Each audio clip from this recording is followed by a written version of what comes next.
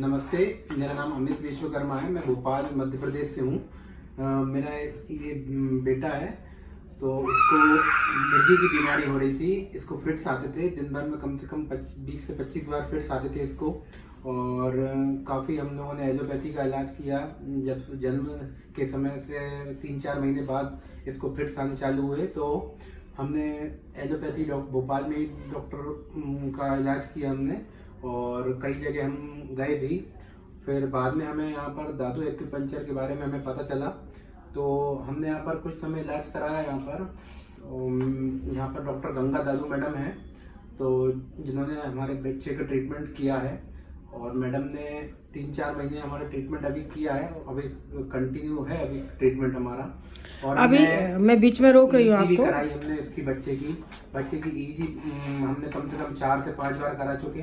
सिरों की 3-4 ईजी में हमें डिफ्लेक्शन दिखा, और बाद में जब हमने दादू मैडम के यहाँ ट्रीटमेंट कराया, उसके बाद फिर हमने एक बार और ईजी कराई, तो उसमें हमें कम से कम 70 से 75% एडवांटेज हमें रिकवरी हुई है। रिकवरी हमें देखने को मिली है। अच्छा, मतलब आप कहना चाहते हैं कि आपने इसके साथ साथ जब ईजी की टेस्ट कराया, ईजी भी नॉर्मल आई जी। 70% 75% अगर ईजी नॉर्मल आ रही है, तो आप समझिए कि बच्चा भी आपका 80% रिकवर होने वाली बात जी। है। ये जो एलोपैथिक डॉक्टर हैं, उन्होंने खुद नहीं देख के बोला। ये हमने उनको डॉक्टर गंगा दादू मैडम के बारे में नहीं बताया, लेकिन हमें मैडम से चेक कराना चाह रहे थे। वहाँ पर जो एलोपैथिक मैडम है, डॉक्टर हैं, उनके पास हमने चेक कराई, तो उन्होंने बताया हमें 70 से 75% अभी आराम है इसको, और बहुत ही एक्सेलेंट रिजल्ट हमें देखने को मिला ईजी में। तो अभी इसकी मिर्गी का क्या स्थिति है, जो 25 बार 20 बार जो भी आती थी? अभी 3-4 दिन में एक आध बार कभी कभार जर्क आ जाता है। वैसे कभी अब तो नॉर्मली बंद हो जाता है, कभी 15 दिन भी नहीं आता, कभी महीने भर भी नहीं आता।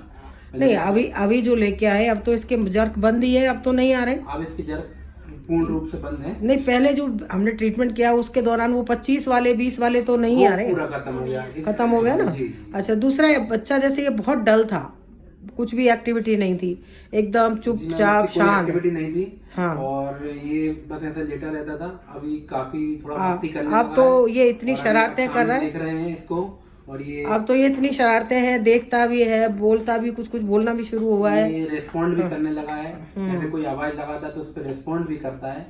और काफी हमें आराम देखने को मिला है।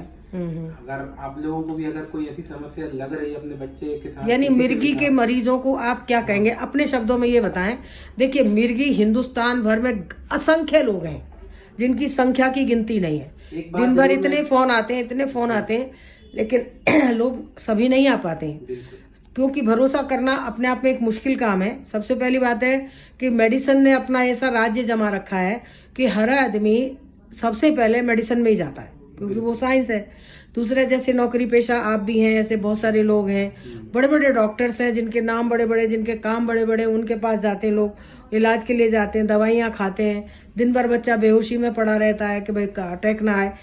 लेकिन अगर बच्चा बेहोशी में पड़ा है, दिन भर उसको दवाइयाँ दी जा रही हैं, दवाई की वजह से उसको अटैक नहीं आ रहा, और जब दवाई बंद की जाएगी तो वो अटैक तो फिर से चालू होंगे, दोबारा आने लगते हैं। तो ऐसी स्थिति में वो क्या उस इलाज को कहाँ तक कारगर आप मानते हैं? आप कहाँ तक सोचते हैं कि वो इलाज जायज है?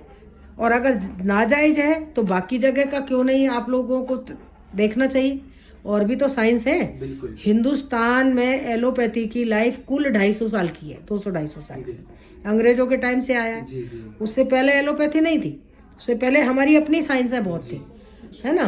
तो अगर हमने वो तलाशा होता, नहीं तलाशते लोग, और कोई तलाशा होता, नहीं तलाशते लोग। लेकिन ये मेरा एक कहने का है जी, ये पूछने का है कि आपने एक कोशिश की, एक हिम्मत दिखाई कि भाई एलोपैथी के साथ साथ मुझे दूसरे सब्जेक्ट पे जाना चाहिए। क्योंकि एलोपैथी तो हर इंसान प्रेफर कर ही रहा है और आगे भी करेगा ही।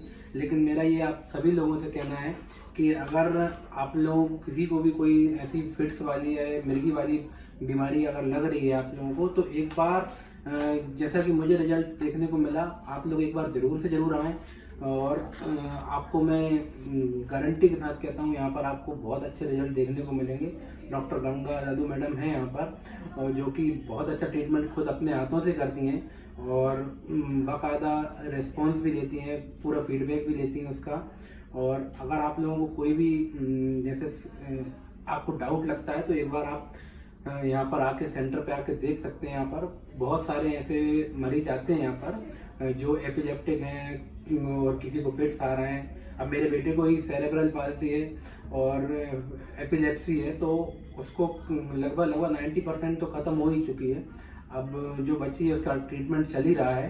और नहीं, आप एक बात भी मुझे और बताएं कि जब जब इसको मिर्गी का अटैक आता होगा, जब भी आया, उसके बाद में बच्चे का ब्रेन डल होता ही होता है। ब्रेन पूरा डल हो जाता है, वो काफी देर तक एक्टिविटी कोई भी नहीं करता है। बॉडी की भी कोई एक्टिविटी नहीं होती। हाँ। और फिर डल होने के बाद फिर सो जाता है बच्चा।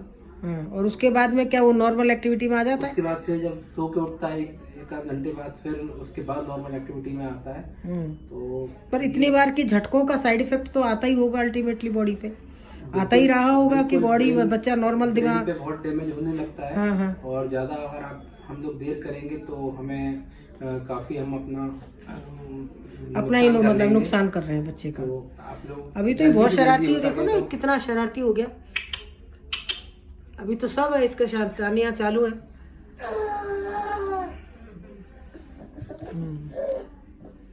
और आप क्या कहेंगी? आपका बेटा है, आप माँ हो, घर में रहती हो सारे दिन इसके साथ में, तो आपको क्या लगता है इसमें सच में बदलाव आया है? हम इसमें पहले से बहुत ज्यादा बदलाव आया है। पहले तो ये पड़ा रहता था, ना कोई एक्टिविटी ना कुछ। अब तो ये हंसता है, हाय हेलो करता है। आप तो आते जाते को भी देखता है, मैं देखती हूँ कहीं निकलो तो देखता है, हाथ वाथ भी हिला के करता है, कोशिश करता है।